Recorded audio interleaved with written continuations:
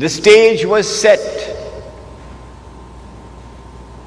The Zionist movement had taken control of the diamond mines of South Africa and used a man named Cecil John Rhodes as a front man. The Rothschild Bank of Europe, a Jewish bank, financed him. And they were able to harvest all those diamonds and then use the sale of those diamonds to build up a war chest. So by 1914, they could close it down. I want you to recognize that Britain was the leader of the world in the technology which led to all of this. The Prophet said, sallallahu ta'ala alayhi wa sallam, that Dajjal, the age of Dajjal or the Antichrist, would also be the age of riba. Riba, one form of riba, is borrowing and lending money on interest. But another form of riba is a transaction based on deception, which yields a profit or a gain to which one is not justly entitled. In other words, what the Americans call a rip-off. Today, the whole world, the economy around the world is in the grip of riba or usury. But notice that the modern riba economy originated from Britain.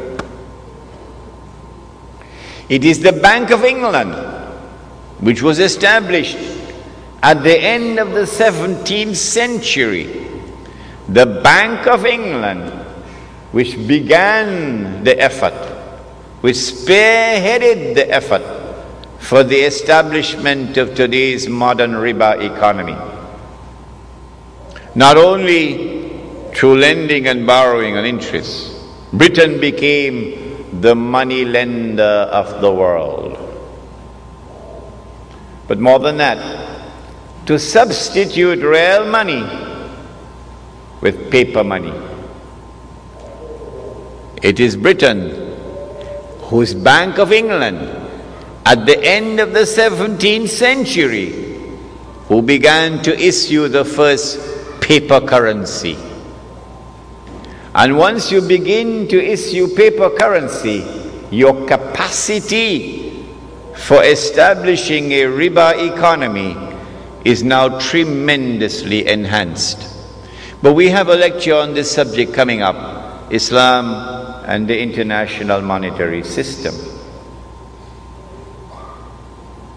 The Prophet said, sallallahu ta'ala alayhi wa sallam, that the last people to come out to Dedždžal or the Antichrist will be women.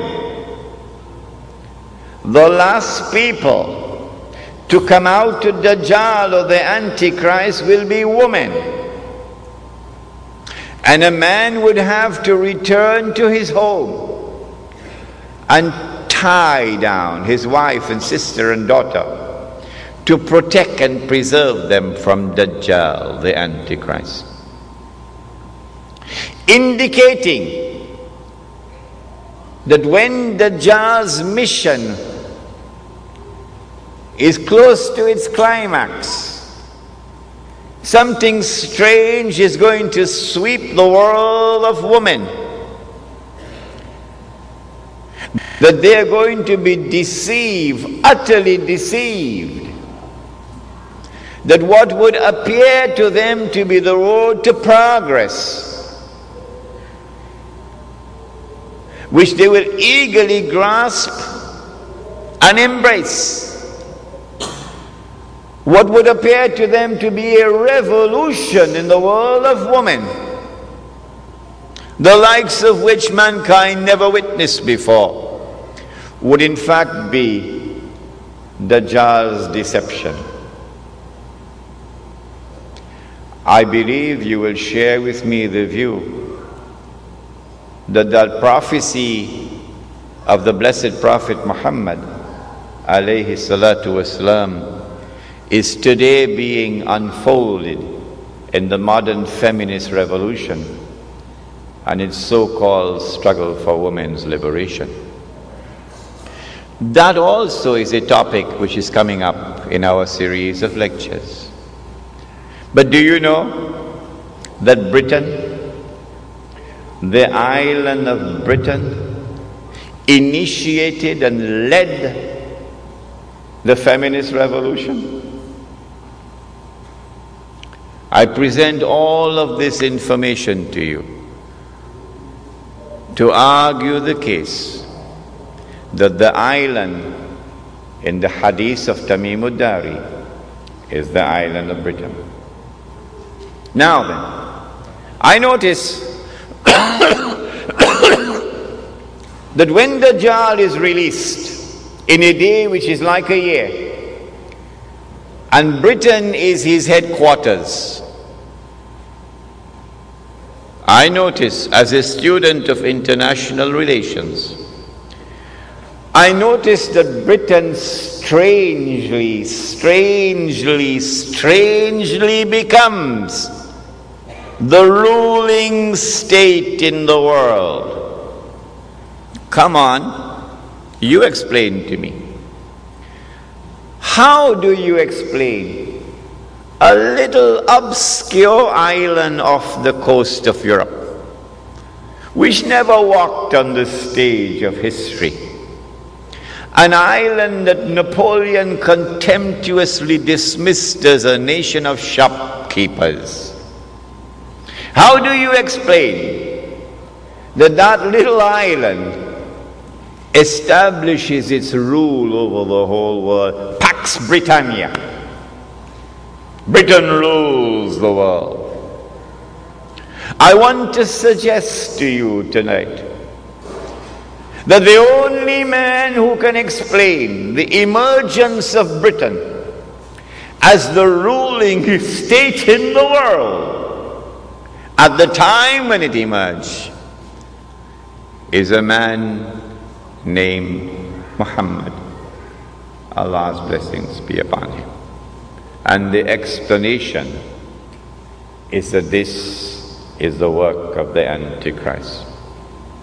In 1914, if you would go back and do some research, you will find as yet air power has not as yet come. Your armies commanded the land and your navy commands the sea. And Britain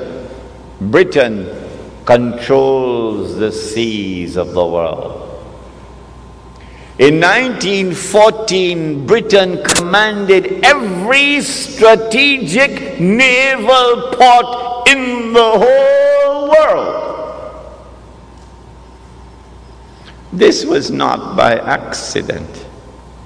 It is time for us to sit back now and read history once again.